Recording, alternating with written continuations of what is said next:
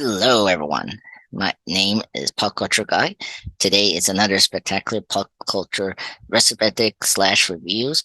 This is on Skyfall. Of course, this year is the 10th anniversary of the James Bond 50th anniversary movie, or of course, in this case, Daniel Craig's third film in 2012.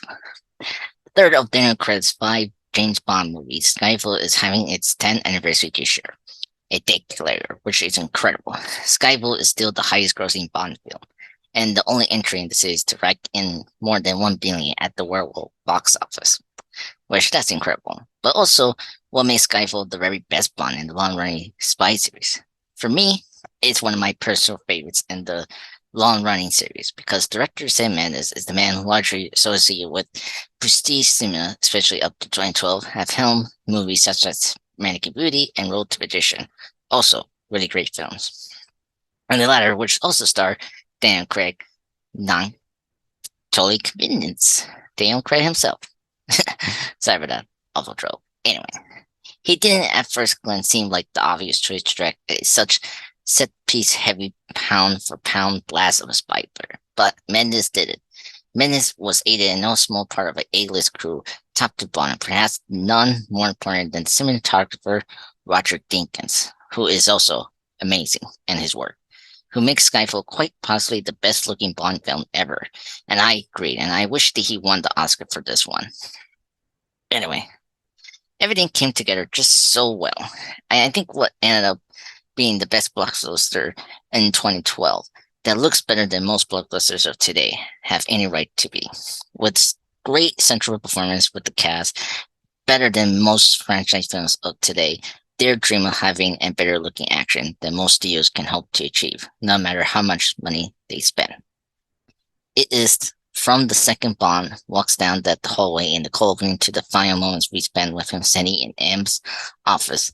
The reason is so many of us go to the movies. It's not as though I'm usually thinking that Skyfall is the great movie. It's the definitive great film in cinema.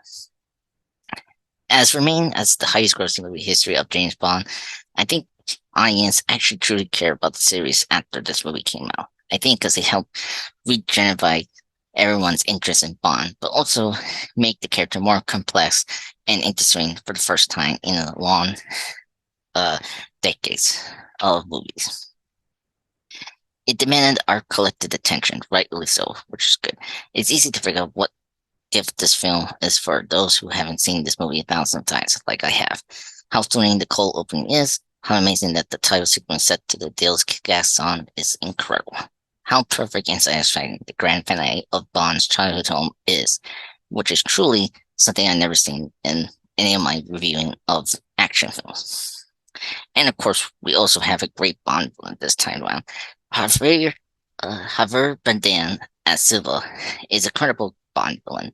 He's the polar opposite of Bond, but also he's M's arch enemy of this film. This is also the very last time we see Judi Dench in flesh anyway. But I think she also gave a great performance in her life career as M in the Bond series. M is the kind of Bond girl of this movie, as we never have a proper Bond girl who makes it through much of the movie. And it's just one way that Mendes and Cole played with the formula while honoring the 007 in truly glorious fashion. What makes a better movie to watch any day is one of the greatest mainstream blockbusters of all time. Correct this time around, he also made Bond more vulnerable. I think that's a good thing because 007 spends the majority of the time in Skyfall dealing with a lot of emotional stress, with PST stemming from his near-death experience in the opening sequence. Overall, to wrap up this review, I think director Sam Mendes strikes ideal tone for the Bonner big-budget Bond keeper in Skyfall.